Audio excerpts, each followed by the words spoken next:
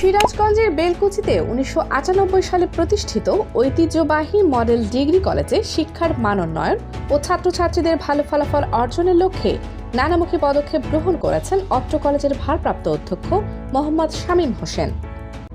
দেশ দর্পণ নিউজ, দেশের সাধারণ জনগণের সংবাদ মাধ্যম। আপনার সংবাদ এবং বিজ্ঞাপন প্রচারের জন্য যোগাযোগ করুন স্ক্রিনে দেখানো হোয়াটসঅ্যাপ নম্বরে।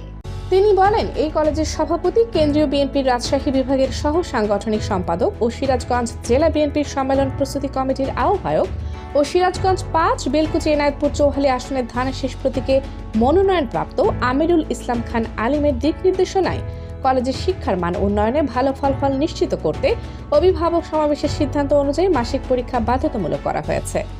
তিনি আরও বলেন, আমি এই কলেজে দায়িত্ব নেওয়ার পর দেখলাম কলেজের নিয়ম শৃঙ্খলা, রুচিবোধ কোনো পরিবেশ নেই।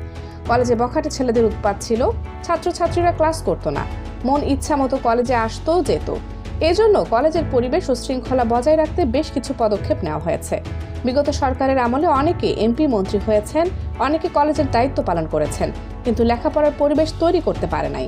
বিগত 17 বছরে লেখাপড়ার মান ভালো ছিল না।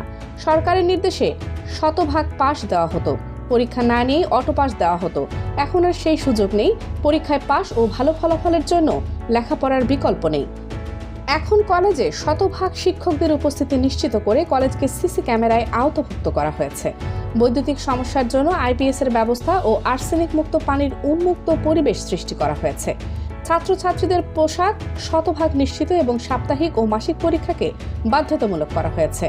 সাংবাদিকদের প্রশ্নের জবাবে অধ্যক্ষ শামীম হোসেন বলেন, আমাদের এই পদক্ষেপের মধ্য দিয়ে আমরা মনে করি অত্র কলেজের ছাত্রছাত্রী তারা তাদের সাফল্য অর্জন করে কলেজের মান অক্ষুণ্ণ রাখবে। বেলকুচি মডেল কলেজ আধুনিক মডেল কলেজ হিসেবে পরিচিতি লাভ করবে এবং আগামীতে এই কলেজের ছাত্রছাত্রীদের ফলাফল ভালো হবে। আমাদের একটা করে পরীক্ষা নেওয়া হয়, যার ফলে আমরা পড়াশোনার বিষয়ে অনেক আগ্রহ হতে পেরেছি এবং আমরা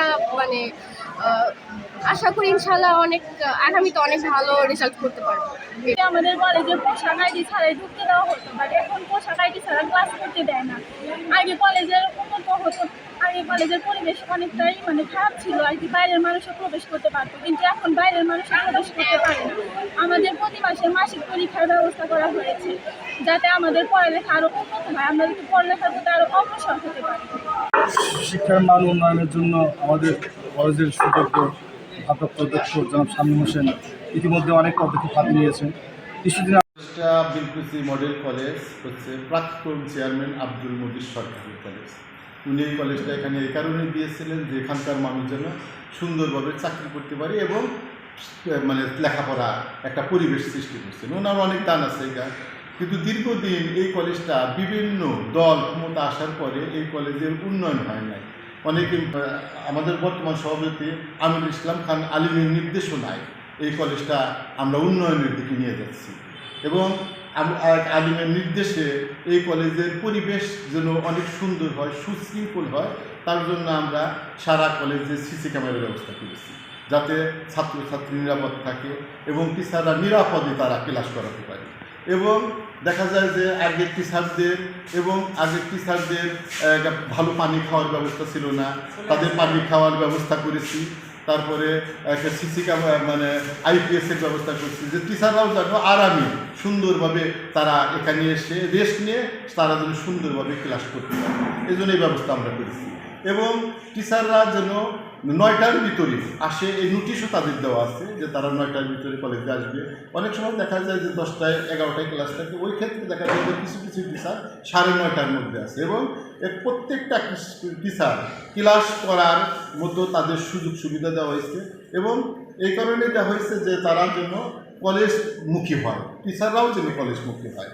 আগে এই গত 17 বছরে ছাত্রছাত্রীরা কোনো কলেজমুখী নেয়, কারণ সৃজনশীল ছিল, কেউ লেখাপড়া করে নাই। সৃজনশীল এমন একটা জিনিস যেখানে না লিখলেও আগে দেখা যায় যে বোর্ডের নির্দেশনা এমনি মার্ক দেওয়া হয়েছিল, অটো মার্ক, তারপরে দেখা হয়েছে অটো পাস, তারপরে দেখে লিখত। এখন এই সুযোগ আর গত পরীক্ষার থেকে আর এই সুযোগ নাই।